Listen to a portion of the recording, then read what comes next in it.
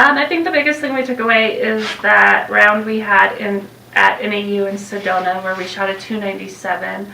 That was my personal best in my almost 5 years at Eastern. I think it just showed the girls that we are capable of competing at the level we need to be competing at to be competitive. Unfortunately, we followed that tournament up with the bad weather tournament that we're trying to erase from our memory. But then in that same week, Marissa went out and actually won individually, which is huge in college golf, and it's rare to win a college tournament as an individual. So we've seen some good things for the team, and individually we've seen some great things that really shows us that we are capable of being competitive. Taylor Crandall, I think she's right on the verge. She had some unfortunate luck on 1 or 2 holes the last tournament, but she's pretty solid.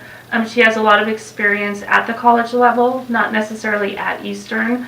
So the more she plays, the more comfortable she's getting. Hannah Kim is also one of those that we didn't have early in the spring, but she came out last week for her first tournament since October and actually finished second on the team. And I saw some really great things from Hannah just from a maturity standpoint. And from a freshman, it's so nice to see the maturity that she shows on the golf course. Ranking-wise, Portland State, I guess, would be considered the favorite. They've been beat by Big Sky teams the last 2 tournaments they've played in.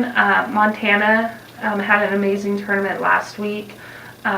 Sacramento State, between those 3, probably those are the most solid teams. NAU's kind of in there as well.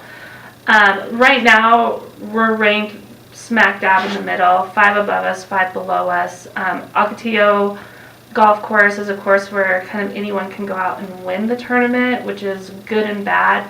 Good for teams like us, where we're right in the middle. We could come out and have a really strong showing. Bad in the way that we could play our normal game and maybe fall lower in the standings than what really the season has dictated for us to finish. So good and bad. I'm looking for hopefully top 5 finish. I would be really happy with.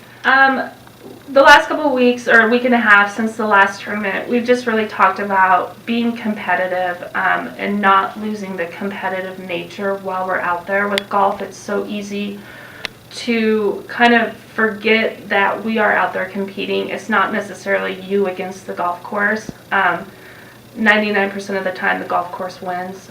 We've only had 2 rounds individually under par.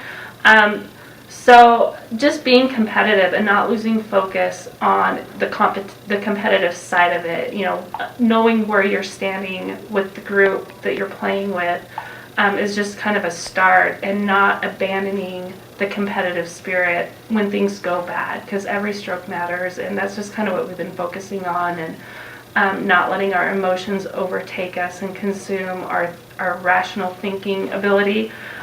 So hopefully if they can just keep in a competitive mindset, we'll have a strong finish or a strong showing.